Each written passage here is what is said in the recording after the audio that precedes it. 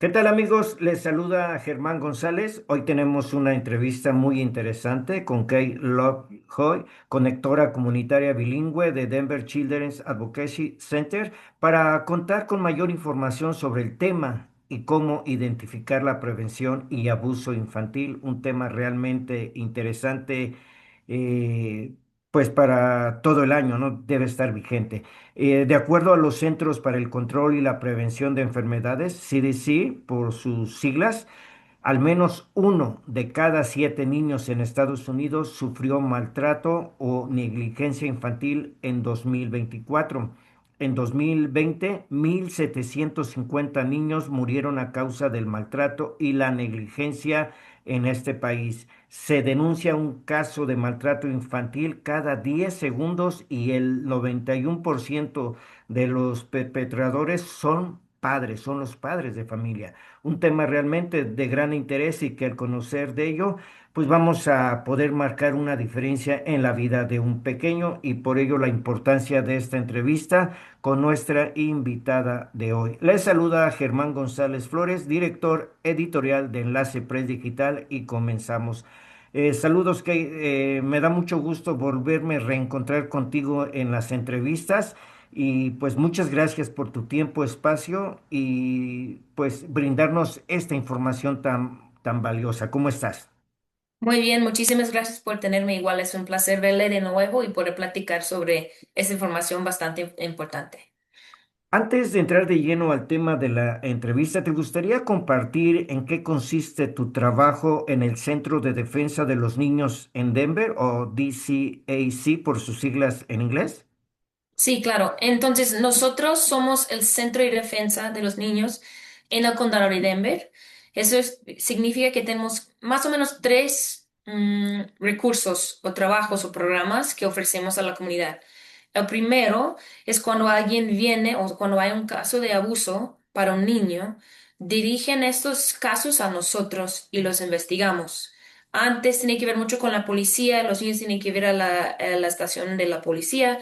Ahora vienen los chicos con nosotros, con sus padres, los que no son los agresores, ¿verdad? En un lugar mucho más acogedor y intentamos proteger y fortalecer la familia debido a lo que haya pasado con el niño. El otro es la terapia, o sea, tenemos terapeutas que apoyan a los niños a superar su experiencia y el último es el programa de prevención o alcance comunitario y eso es mi programa, o sea, el programa en que trabajo yo no soy la única. Mm. Y brindamos esos recursos y esos programas a la comunidad, escuchándole a los líderes de la comunidad de varios lugares, o sea, migrantes, la comunidad negra, lo que sea, para poder brindar y informar la información o informar a las familias sobre esos recursos.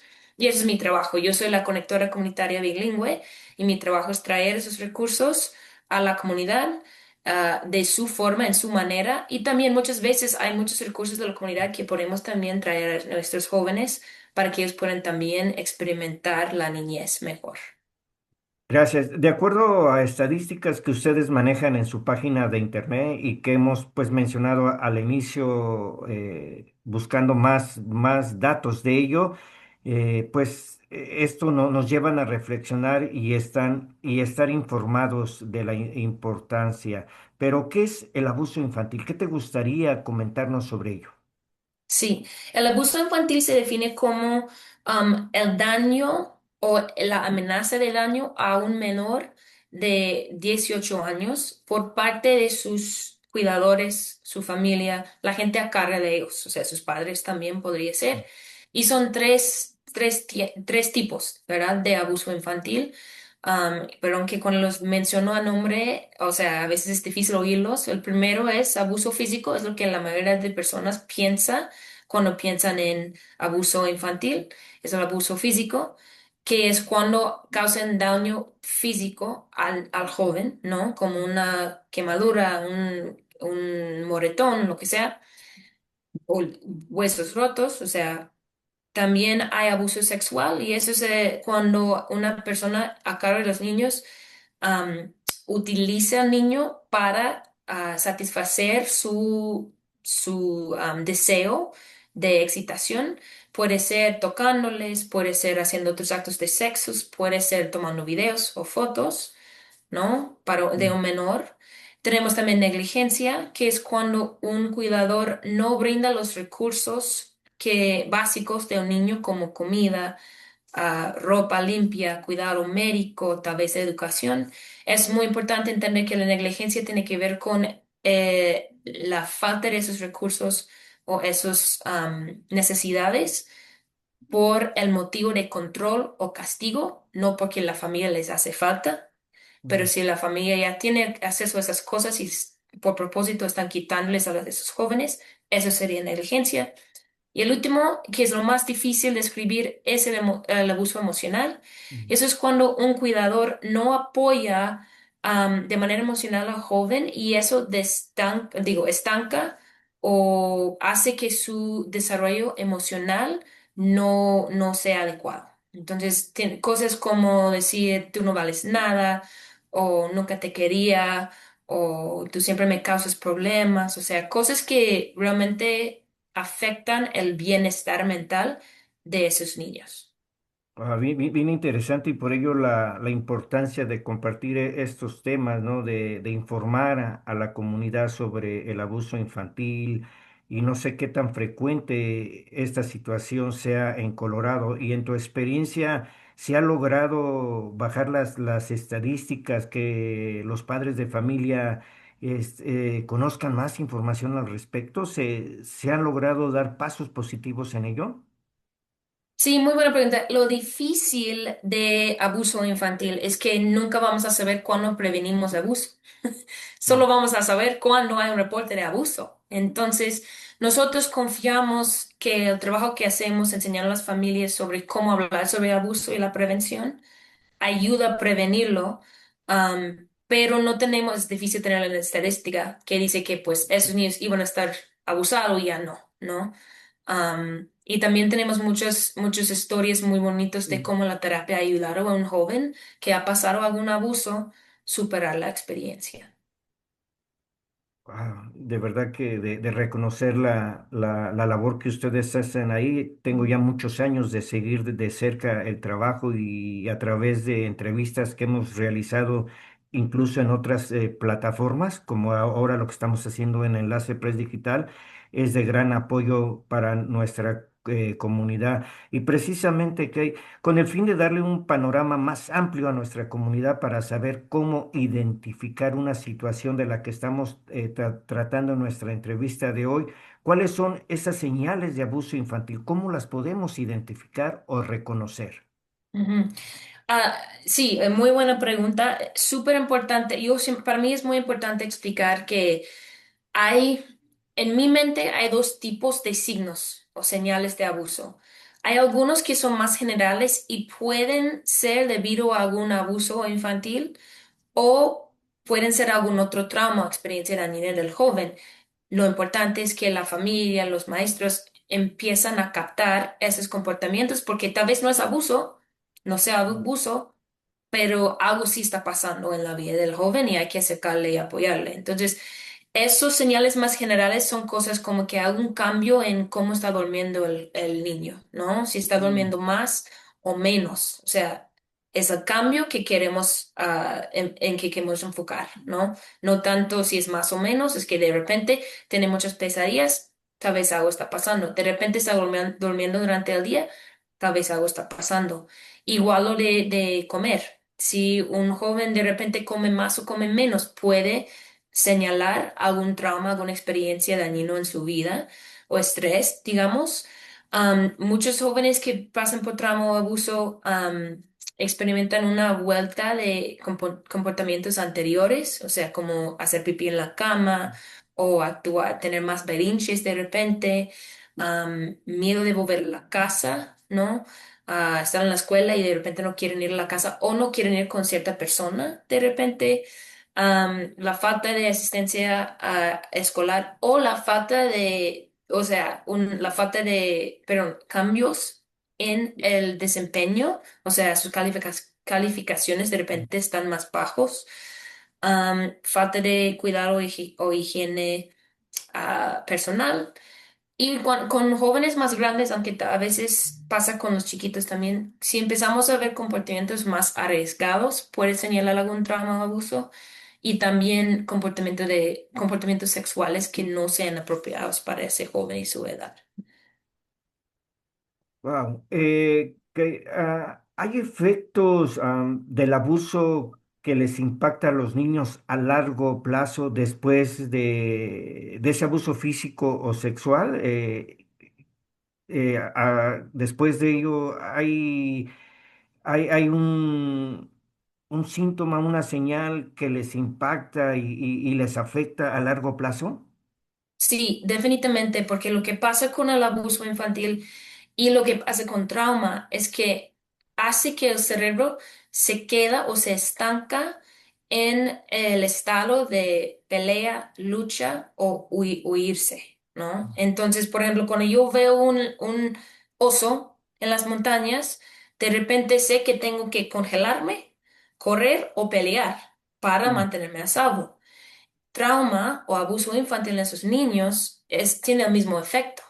Pero lo que pasa en niños es que porque están todavía desarrollando ese sistema nervioso, muchas veces nunca se apaga el deseo, la necesidad de salvarse, si sea peleando, congelando o huyéndose.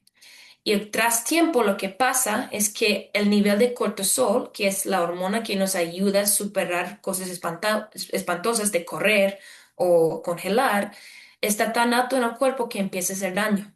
Entonces vemos daño en los jóvenes que pueden ver o sea, síntomas como asma, problemas cardíacos, cáncer, ¿no? Más a largo plazo. Tenemos síntomas como depresión, ansiedad o otros, digamos, trastornos de salud mental. O sea, ya no es solo el estrés o depresión, tal vez bipolar, otras cosas más serias. Vemos un estado de ánimo y autoestima que por muchos años puede estar más bajo, o sea, creyendo que nadie les va a amar y tienen que hacer lo que pueda para que alguien les ame o que no valoren nada, entonces tiene que superar, o sea, actuar de otras maneras para estar amado. Y eso a veces tiene que ver con depresión, ¿no? Otras veces tiene que ver con esos comportamientos arriesgados. ¿No? Y luego tenemos algo que sí está a largo plazo, pero muchas veces cuando yo era maestra lo vi más en el salón, es más de repente, es un cambio en el aprendizaje, ¿no? O sea, el cerebro siempre está pensando en luchar o ir o congelar, ya no están usando la parte del cerebro que recuerda, que memoriza, que resuelva problemas. Entonces también vemos muchas veces hasta incluso jóvenes que no pueden recordar lo que aprendieron el día anterior, no pueden ni hablar, ¿no? No pueden contar, no pueden dedicar números, no, o sea, más a largo plazo, o sea, si es un problema de resolver, por ejemplo, un problema de matemáticas y tienen que resolverlo, no se pueden hacer esta parte de su cerebro, entonces no pueden ni ejercitar esta parte de su cerebro. Entonces, básicamente son físicos, comportamientos, o sea, síntomas físicas que les afecta más a largo plazo, síntomas de comportamiento, síntomas del autoestima y síntomas de aprendizaje que vemos más a largo plazo con jóvenes que han sufrido algún abuso. De verdad que en su página web, si gustas más al rato, no la puedes dar a conocer o la ponemos cuando publiquemos la entrevista porque tienen información muy valiosa, muy interesante y de mucha ayuda. Leía, por ejemplo, en su sitio oficial que muchos niños esperan para denunciar o nunca lo hacen, nunca denuncian el abuso sexual infantil o abusos, pues, ¿no? En particular, no hay una denuncia o tardan mucho en hacerlo. ¿Cómo puede un adulto o padre de familia prevenir ese abuso infantil y con quién hay que reportarlo y cómo hacerlo? ¿Cómo se debe hacer ese proceso, ese paso? Sí, eso es una muy buena pregunta porque muchas veces no pensamos en esto porque solamos pensar, pues no va a pasar con mi hijo, ¿verdad? Entonces, es una pregunta muy importante y hay varias partes. O sea, para mí, lo primero, cuando hablamos de abuso sexual, si queremos que un niño sepa cómo divulgar o hablar con nosotros, hay que hablar de manera específica de las partes privadas del cuerpo. Las partes privadas, cuáles son y para qué son. No tenemos que explicarles cómo hacer sexo, ¿verdad? Pero son importantes. Justo mi rodilla está muy importante, justo como mis partes privadas son importantes para que pueda ir al baño. Y, o sea, si los niños empiezan a normalizar sus partes privadas, no hay tanta vergüenza en hablar sobre cuando algo pasa, ¿no? Eso es lo primero. El segundo es hablar sobre la regla de las partes privadas, porque muchos niños, yo a veces estoy en la escuela y yo les explico que nadie debe tocar sus partes privadas excepto para ayudarles a estar saludable y levantan la mano y dicen, pues mi abuelo me toca y no es para la salud, ¿no? Pero en eso es poco intenso, por decirlo. Am, pero la idea es que si ellos ya saben esto, van a saber que no está apropiado y van a pararlo y van a hablar con alguien para que pare, ¿no? Otra cosa súper importante, dos cosas más. Otra es tener algún ritmo de hablar con los jóvenes o los niños sobre la vida o el día. Yo tengo una amiga que habla sobre a diario, durante la cena, toda la familia, los cuidadores también, hablan sobre la rosa del día y la espina del día. Entonces la rosa es la cosa bonita que les pasó y la espina fue la cosa difícil. Y eso empieza a normalizar que es seguro hablar sobre mis equivocaciones o las cosas incómodas que pasan en la escuela, no solo yo, pero mis papás también.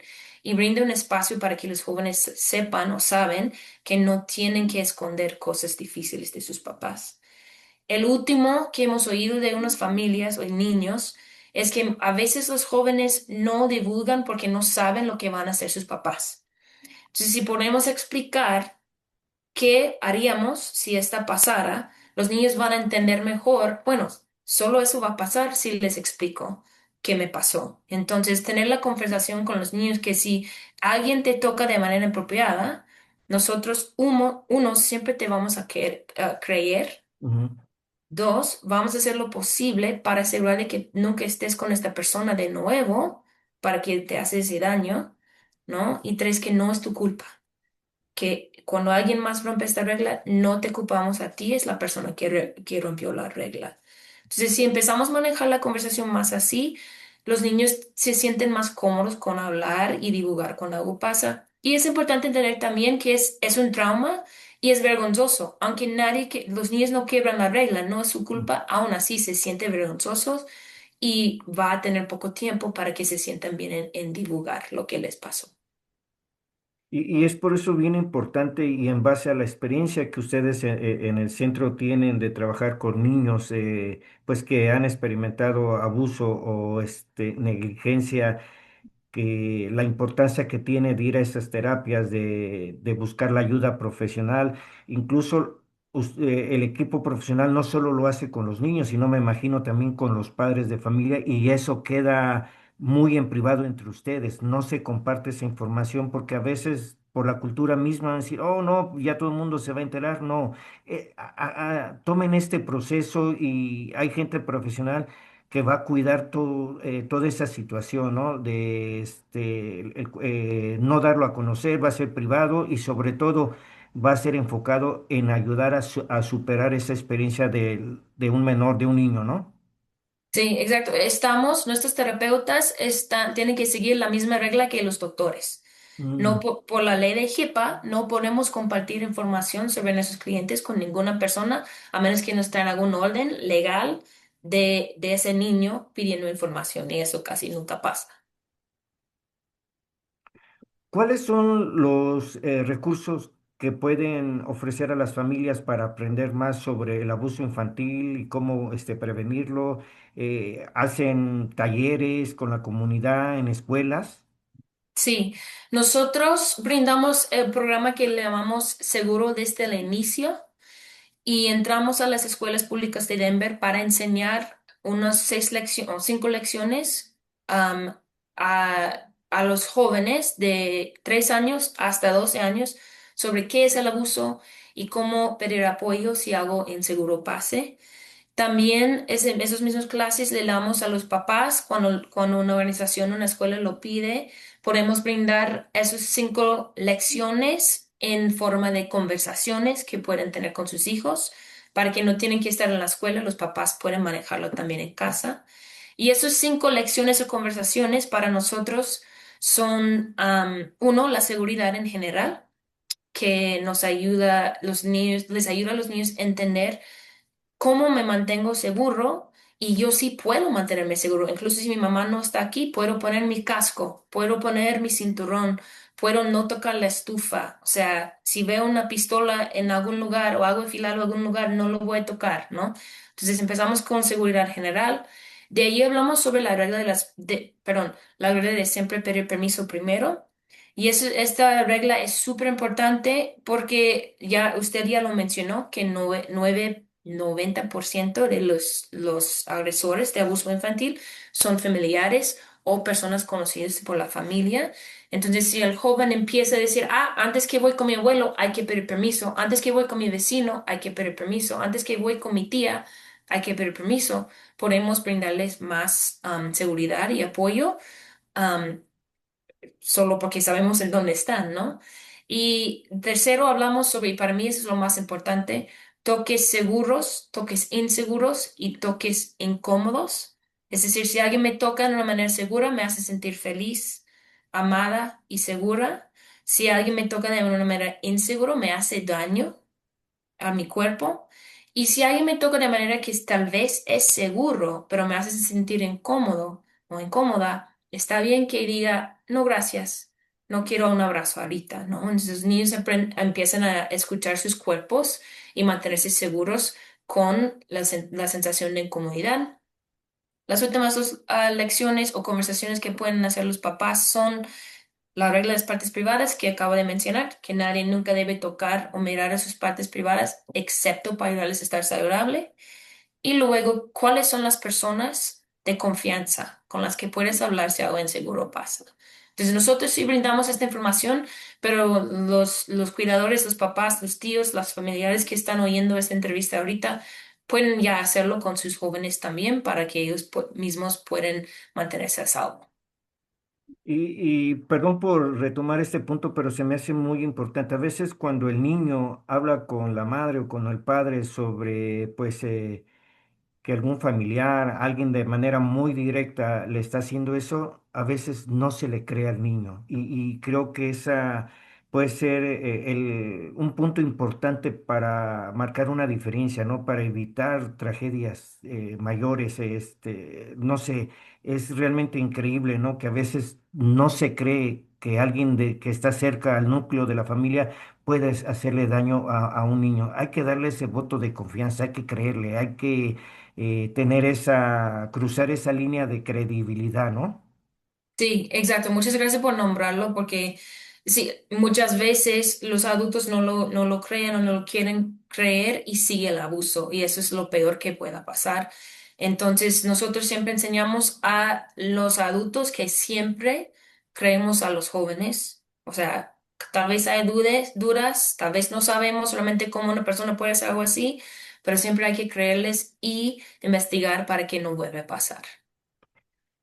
Sin duda alguna, este es un tema muy interesante con muchas preguntas, mucha información y pues vamos a seguir en contacto contigo para seguir platicando con estas entrevistas que son muy valiosas para nuestra comunidad. ¿Algún mensaje final? Sí, bueno, la primera que siempre me gusta mencionar, o el primer mensaje que siempre me gusta mencionar es que cuando abuso o algún trauma pasa en una familia, muchas veces la familia, los niños, los padres se sienten solos. Y siempre queremos que las familias saben que nosotros estamos aquí para ellos. Hay otras familias que han pasado por cosas similares, desafortunadamente, pero sí han superado la experiencia. Entonces, no duden en acercarnos, en hacernos preguntas, porque por eso estamos. Y la otra cosa muy importante es que muchas veces en la comunidad, inmigrantes me dicen, pero mi hijo no es ciudadano, ¿no? Y es muy importante que entendamos de que esa ley tiene que ver con cualquier niño que vive en los Estados Unidos, no solo los que son ciudadanos, los que tienen papeles. Y hemos hablado con los detectives y con el fiscal y ellos solo quieren apoyar y proteger al niño. No van a preguntar ni van a enterar sobre el estatus de ese joven ni su familia. Y nos han garantizado de que no solo es contra la ley de Colorado, pero también perderían sus trabajos. Y que la única manera en que la inmigración se enteraría de su estado de documentación es cuando una sola persona se está condenada para un crimen, pero eso es después de toda la investigación y muchas veces ni llega a este punto. Entonces, hacemos lo más posible para apoyar a los inmigrantes también. Eso es un derecho para cualquier niño, no importa ningún estatus o lo que sea. Para eso estamos, para apoyarles.